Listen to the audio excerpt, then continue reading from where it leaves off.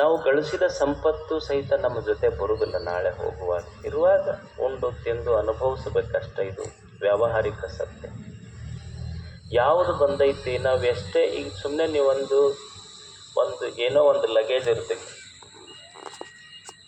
ನಿಮ್ಮ ಒಂದು ಲಾರ್ಯಾಗ ನೀವು ಬೆಂಗಳೂರಿಗೆ ಕಳಿಸ್ಬೇಕಾಗಿದ್ರೆ ಲಾರ್ಯಾಗ ಈಗ ನೀವು VRL ಅಂತಿರಲಿ, ಎಷ್ಟು ಕಳಿಸ್ಬೋದು? 1-2 ಕ್ವಿಂಟಲ್ ಕಳಿಸ್ಬೋದು, 3 ಕ್ವಿಂಟಲ್ ಕಳಿಸ್ಬೋದು.